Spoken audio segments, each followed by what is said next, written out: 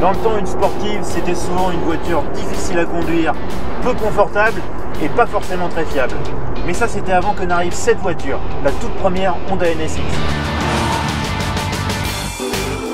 Avec cette NSX, Honda a prouvé qu'une sportive n'était pas forcément une diva inaccessible et capricieuse, mais qu'on pouvait s'en servir au quotidien, jusque dans les embouteillages.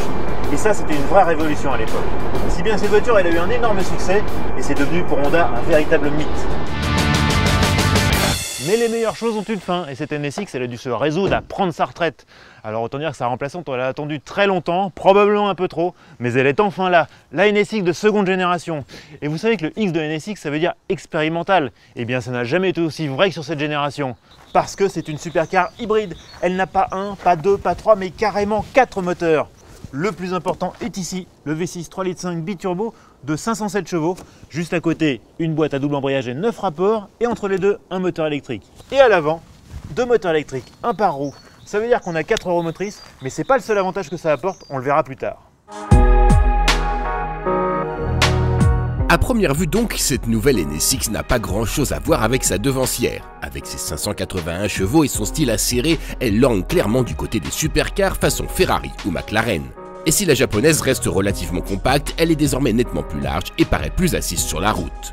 À bord, l'ambiance a également beaucoup changé. Fini la verrière de la première NSX. L'habitacle a désormais des allures de bunker avec une vision quasi nulle vers l'arrière, mais un bunker plutôt chic avec du cuir, de l'alcantara et de l'aluminium.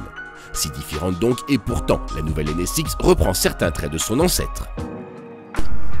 Comme sa devancière, cette NSX est d'une grande facilité de conduite. Tout se gère ici avec ce bouton rotatif qui permet de choisir les différents modes de conduite. Par exemple ici pour cette traversée de village, j'ai choisi le mode Quiet, c'est-à-dire silencieux, qui privilégie la propulsion électrique. Du coup on se déplace en douceur, la plupart du temps en silence. On se croirait presque dans une Prius. Bon, à ceci près que quand même on a d'autres modes de conduite un peu plus intéressants, notamment si on passe en mode Sport ou Sport Plus, voire Track. Et là on libère nettement la sonorité de l'échappement ainsi que les chevaux.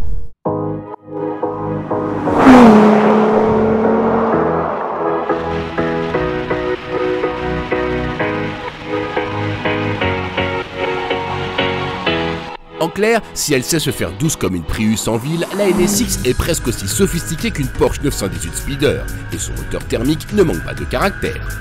Ce V6, il a beau être suralimenté, il adore les hauts régimes. Il prend 7000 tours, mais comme qu'il rigole.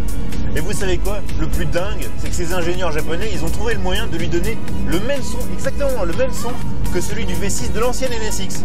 C'est des grands malades, je les adore.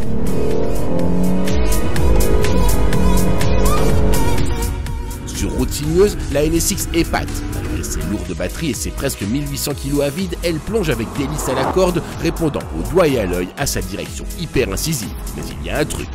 Tout à l'heure, je vous parlais des 2 moteurs électriques qui sont sur le train avant. En fait, ils ne font pas qu'ajouter 2 roues motrices. Comme on a un moteur par roue, il devient possible de doser l'accélération ou au contraire la décélération qu'on applique à chacune des 2 roues avant. L'intérêt, c'est que ça permet d'augmenter l'agilité. Si bien qu'en virage, quand on a le train avant qui commence à glisser, il suffit d'ajouter de l'angle au volant ou d'ajouter du gaz pour resserrer la trajectoire. Ça paraît complètement contre-intuitif et pourtant c'est diablement efficace, à tel point que je me demande comment j'ai fait pour m'en passer avant.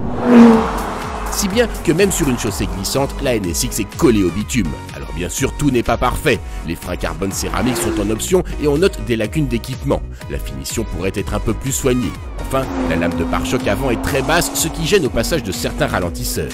Mais ce ne sont là que de menus défauts qui n'empêchent pas de tomber sous le charme de cette docile et raffinée NSX. Bref, la NSX, ça reste une sportive à part, bourrée de technologie et avec des sensations de conduite à nul autre pareil. En clair, tu peux être fier de ta petite sœur.